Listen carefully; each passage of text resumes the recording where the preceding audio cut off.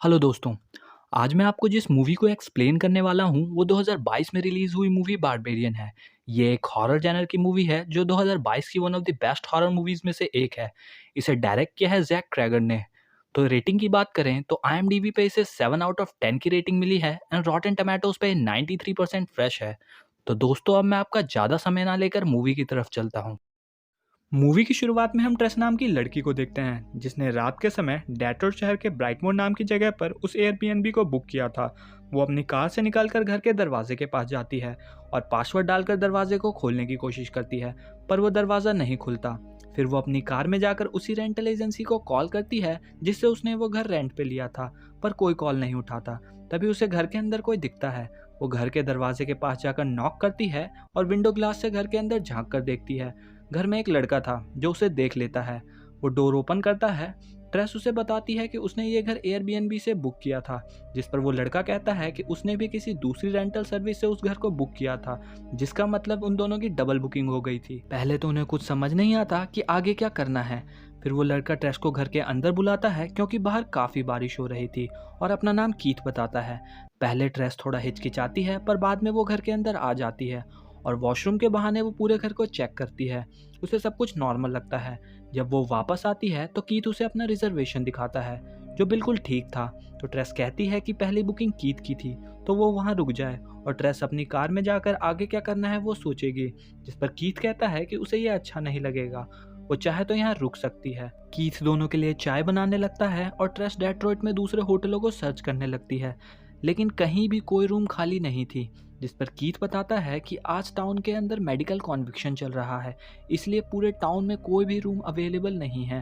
वो कहता है कि वो रूम के अंदर सो सकती है और वो बाहर काउच पर सो जाएगा, जिस पर पहले तो ट्रेस मना करती है पर वो उसे मना लेता है।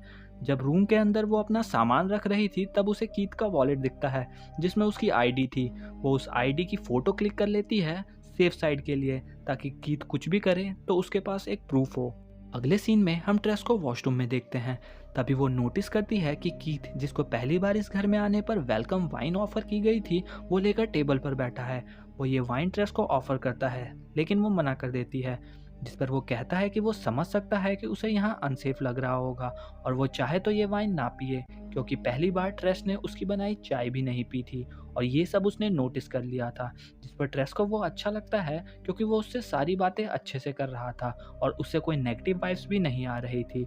तो वो वाइन पी लेती है और उसे बताती है कि अगले दिन उसका जॉब इंटरव्यू है और उसे डॉक्यूमेंट्री डायरेक्टर से मिलने अगले दिन जाना है। तब कीथ भी उसे अपने बारे में सब कुछ बताता है और दोनों उसके बाद सोने के लिए चले जाते हैं। सोने से पहले टेस डोर को लॉक कर लेती है, लेकिन कुछ देर बाद ही वो अपने आप अनलॉक हो जाता है और कुछ अजीब सी आवाज़ आने के कारण टेस की नींद खुल जाती है। जब वो परेशान होकर चेक करती है कि कहीं कीथ तो ये सब नहीं कर रहा, लेकिन जब वो चेक करती है तो कीथ गहरी नींद में सो रहा होता है और कोई बुरा सपना देखकर नींद में बड़बड़ा रहा होता है। ट्रेस उसे जगाती है, जिस पर वो परेशान होकर जाकर कहता है कि आखिर यहाँ क्या चल रहा है, जिस पर वो बताती है कि उसके रूम का दरवाज़ा अपने आप ही ओपन हो गया है और क्या उसने उसके रूम के दरवाजे को ओपन किया है, जिस पर वो मना कर देता है। तभी हम घर के बैक साइड में कुछ मूवमेंट होते हुए देखते हैं और ऐसा लग रहा था कि उस घर में उनके अलावा कोई और भी हो। अब ट्रेस अपने रूम में आकर सो जाती है और अगले दिन जागने पर उसे कीथ का एक नोट मिलता है जिसमें लिखा हुआ था कि वो अपने काम से बाहर जा रहा है और शाम को वो आकर मिलेंगे। नोट पढ़ते ही ट्रेस स्माइल करती है और ऐसा लग रहा था कि अब वो कीथ को शायद पसंद करने लगी थी।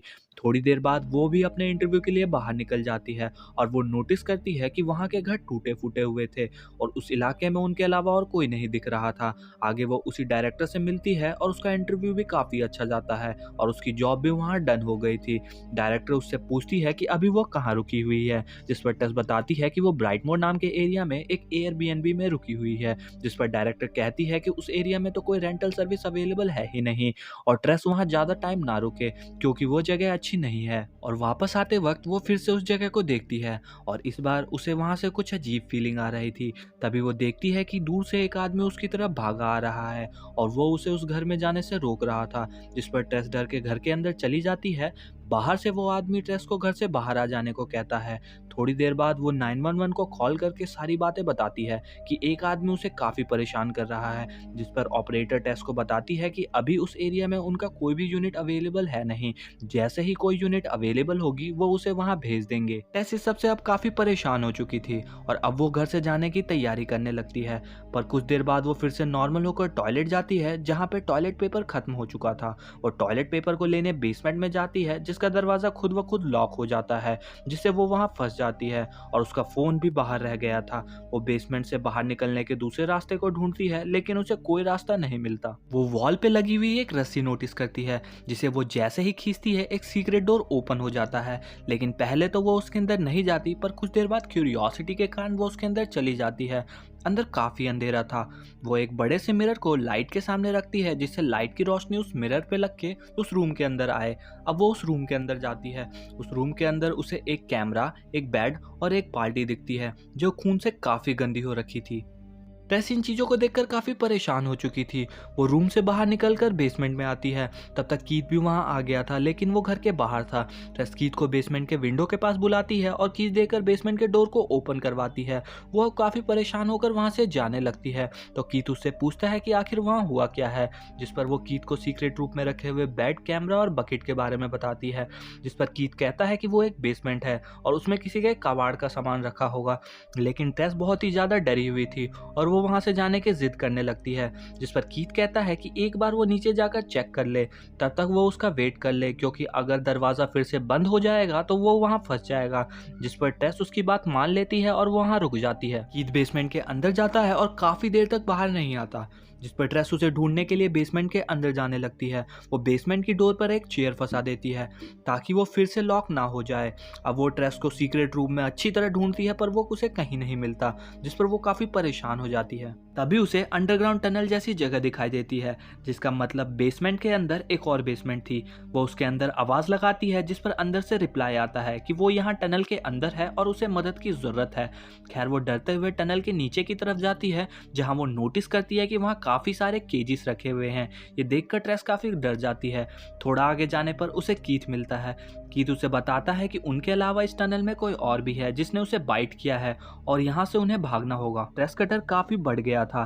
तभी वहाँ एक अजीब सी डिफॉर्म लेडी आती है, जो कीथ के सर को टनल के वॉल पे मार मार कर उसकी जान ले लेती है। तभी सीन चेंज होता है और हम देखते हैं सिटकॉम एक्टर एजे को, जो कहीं जा रहा था। तभी उसकी टीम की तरफ से उसे कॉल आता है, जो उसे बताती है कि उसकी को एक्टर ने उसके ऊपर मॉलेस्टेशन के चार्जेस लगाए हैं, तो उसे शो से हटाया जा रहा है। साथ ही साथ उस पर ट्रायल भी चलने वाला है। अब एजे इस बात से काफी परेशान हो जाता है। तभी अगले सीन में हम एजे को अपने वेल्थ मैनेजर से मिलते हुए देखते हैं। एजे अपने मैनेजर को बताता है कि अब वो 2 केसेस लड़ने वाला है, एक अपने चार्जेस के अगेंस्ट और दूसरा अपनी को एक्टर पर डिफेमेशन केस।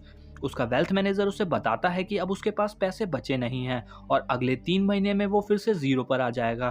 तो अब उसे पैसों की अरेंजमेंट के लिए या तो अपना घर बेचना होगा या तो अपनी रेंटल प्रॉपर्टीज, और वो मैनेजर भी अपने आप को उससे किनारा कर लेता है। अब हम एजे को टाउन से बाहर जाने की तैयारी करते देखते हैं और वो अपने लॉयर को कॉल करके ये बोलता है कि वो उस लड़की से बात करना चाहता है, जिस पर उसका लॉयर उसे साफ साफ कहता है कि वो उस लड़की को कॉल ना करे, इससे केस और वीक हो जाएगा और उस पर चार्जेस ऑलरेडी लगे हुए हैं, तो वो स्टेट से बाहर ना जाए क्योंकि उसे कभी भी अरेस्ट किया जा सकता है। ये सब सुनकर वो परेशान होकर अपनी एक प्रॉपर्टी में रहने चले जाता है और हम देखते हैं कि ये वही घर था जिसमें ट्रेस और कीथ ठहरे हुए थे।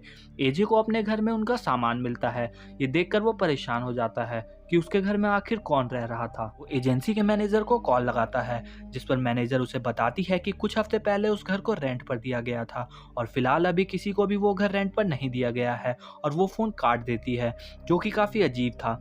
ऐसा लग रहा था कि एजेंसी जानबूझकर लोगों को उस घर में भेज रही थी। और हम ये भी देखते हैं कि डायरेक्टर ने ट्रेस को बताया था कि फिलहाल उस एरिया में कोई भी एयरबीएनबी मौजूद नहीं थी। एजे की नजर उस चेयर पर पड़ती है जिसे ट्रेस ने डोर को बंद होने से रोकने के लिए लगाया था। एजे चेयर को हटाकर उस डोर को बंद कर देता है और कुछ देर बाद हम उसे अपने फ्रेंड से मिलते देखते हैं, जहां वो अपनी फ्रेंड को बताता है कि वो उस दिन अपनी को एक्टर के साथ इंटीमेट हुआ था, जबकि वो नहीं चाहती थी। उसे ऐसा लग रहा था कि वो भी ऐसे एंजॉय करेगी, पर ऐसा नहीं हुआ। थोड़ी देर बाद वो घर आकर अपनी को एक्टर को कॉल करके सॉरी बोलता है और सो जाता है। अगले दिन जागने पर वो उन दोनों के सामान को चेक करता है। वो सोचता है कि बेसमेंट में कुछ हो सकता है। वो जब बेसमेंट के डोर को ओपन करता है तो उसे नीचे से किसी के चलने की आवाज़ आती है, जिससे सुनकर वो परेशान हो जाता है। वो घर के अंदर से टॉर्च और नाइफ लेकर बेसमेंट को चेक करने लगता है। उसे वो मिरर वैसा ही मिलता है जैसे ट्रेस ने उसे सेट किया था। उसे अंदर वो सीक्रेट रूम भी मिल जाता है, जहाँ बेड और कैमरा देखकर वो काफ़ी खुश था, क्योंकि इससे उसके घर की पर स्क्वायर फुट लेंथ काफ़ी बढ़ जाएगी और उससे ये इसे महंगा बेच पाएगा। वो एक मेजरमेंट टेप से बेसमेंट के अंदर उस रूम को नापने लगता है और नापते हुए वो काफ़ी खुश लग रहा था। उसे भी वो केजेस दिखती है जो ट्रेस को शुरुआत में दिखी थी। वो मेजर करते हुए आगे जाता है तो उसे एक रूम दिखता है जिसके अंदर एक टीवी लगा हुआ था और उस टीवी पे न्यूबॉर्न बेबी केयर का कोई शो आ रहा था। तभी वो टेप अपने आप बंद होने लगता है और उसे कोई चीज़ अपनी तरफ तेजी से आती दिखती है और वो दूसरी तरफ भागने लगता है, पर वो डिफॉर्म लेडी उसे पकड़ लेती है। वो लेडी उसे पकड़कर मिट्टी से बने हुए केज के अंदर डाल देती है, जहाँ हम ट्रेस को भी देखते हैं। इट मीन्स वो अभी तक जिंदा थी। वो एजे को शांत कराती है और तभी सीन शिफ्ट हो जाता है। अब हमें इस घर के ओल्ड फ्लैशबैक को दिखाया जाता है, जहां हम इस घर के ओरिजिनल ओनर फ्रैंक को देखते हैं। उस समय मंदी का दौर था। फ्रैंक एक स्टोर से बेबी डिलीवरी का सामान खरीद रहा था, जहां स्टोर अटेंडेंट उससे पूछती है कि बच्चे की मां साथ नहीं आई, जिस पर फ्रैंक मना कर देता है। वो स्टोर से निकलकर एक लेडी का पीछा करता है और प्लम्बिंग का ड्रेस पहनकर उस लेडी के घर में घुस जाता है और वो बाथरूम के विंडो को अनलॉक कर देता है किसी पर्पस के लिए। वो अपने घर की तरफ आ रहा था, तभी उसके नेबर उसे कहते हैं कि वो टाउन शिफ्ट कर रहे हैं, जिस पर वो कहता है कि वो इस जगह को कभी छोड़कर नहीं जाएगा और वो अपने घर जाकर बेसमेंट के डोर को ओपन करता है और तभी काफी सारी लेडीज के दर्द भरी चिल्लाने की आवाज आती है और यहीं फ्लैशबैक खत्म हो जाता है। सीन टेस और एजे पर शिफ्ट हो जाता है, जो कि गड्ढे से बने हुए केज में बंद थे। टेस एजे को अपने आप को संभालने को कहती है और कहती है कि वो डरे ना, क्योंकि उसके डरने से वो लेडी भी उससे डरेगी। तभी वहाँ डिफॉर्म लेडी आकर ऊपर से दूध की फीडिंग बोतल एजे को देने लगती है। टेस एजे को बताती है कि वो मना ना करे और दूध को पी ले, वो उसका बेबी बन जाए तभी वो बच पाएगा, पर एजे मना कर देता है। तभी वो लेडी नीचे आकर टेस को बेबी की तरह ट्रीट करने लगती है। टेस अपने आप को समझा चुकी थी कि उसे अगर बचना है तो उसे उस लेडी का बेबी बनकर बिहेव करना होगा और वो वैसा ही करती है। फिर वो लेडी एजे के पास आकर उसे बच्चे की तरह ट्रीट करने लगती है, तो वो डर कर चिल्लाने लगता है। वो एजे को खींचकर उसी टीवी वाले रूम में ले जाती है जहाँ बेबी केयर शो चल रहा था और फिर ब्रेस्ट फीडिंग करवाती है, क्योंकि उसे ऐसा लग रहा था कि वो एक छोटा बच्चा है जो कि बहुत डरा हुआ है। पीछे वो केज को खुला छोड़ आई थी, जिससे टेस मौका देखकर बाहर निकल आती है। टेस के बाहर आने पर वो लेडी उसके पीछे पड़ जाती है, लेकिन तब तक टेस भागकर बेसमेंट में आ गई थी। वो विंडो को तोड़ने लगती है, तभी बाहर से वही होमलेस आदमी टेस को बाहर खींच लेता है और ये वही होमलेस आदमी था जो पहले उसे घर के अंदर जाने से रोक रहा था। टेस उसे सारी बातें बताती है, पर उस आदमी को पहले से ही सब कुछ पता था। वो आदमी टेस को समझाता है कि वो यहाँ से दूर चली जाए, क्योंकि ये जगह बहुत बुरी है। टेस बताती है कि अंदर एक और आदमी एजे फंसा हुआ है और वो उसको बचाना चाहती है, जिस पर वो होमलेस आदमी कहता है कि वो देख ले उसे क्या करना है, लेकिन रात को वो उस लेडी से दूर रहे, क्योंकि उसी वक्त वो बाहर आती है। टेस हेल्प के लिए आगे जाती है, जहाँ कुछ दूर पर उसे एक गैस स्टेशन मिलता है, जहाँ से वो कॉल करके पुलिस को बुलाती है। एजे भी मौका पाकर टनल से भागता है। उसे एक रूम मिलता है, जिसे देखकर वो लेडी पीछे हट जाती है। इट मीन्स वो लेडी उस रूम से डर रही थी। एजे उस रूम के अंदर जाता है, जहाँ उसे काफ़ी सारा सामान, ड्रेसेस और वहाँ एक टीवी भी थी, और उसमें से एक ड्रेस उसी लेडी की थी जिसका पीछा वो फ्रैंक कर रहा था। एजे को उस रूम में ओल्ड फ्रैंक मिलता है, जो उससे पानी की बोतल मांगता है। एजे फ्रैंक को पानी की बोतल देते हुए उसके सामने रखे सारी टेप्स को देखता है। उसमें से एक टेप्स एजे चलाकर देखता है, जिसमें फ्रैंक एक लेडी को मॉलेस्ट कर रहा था और वो उसे बुरी तरह टॉर्चर भी कर रहा था। और इससे हमें ये पता लगता है कि वो उन लेडीज को उसी कैमरे वाले रूम में मॉलेस्ट और टॉर्चर करता था और टनल में पड़ी केजेस में वो उन्हें कैद करके रखता था। उसके रेप और मॉलेस्टेशन के कारण काफी लेडीज प्रेग्नेंट हो जाती थी। उन्हीं के लिए वो स्टोर में बेबी का सामान लेने गया था। अब ये सब देखकर एजे को बहुत बुरा लगता है कि फ्रैंक कितना बुरा आदमी है, लेकिन यहाँ पर एजे खुद भी एक बुरा आदमी था, जिसने एक लड़की के साथ बुरी हरकत की थी।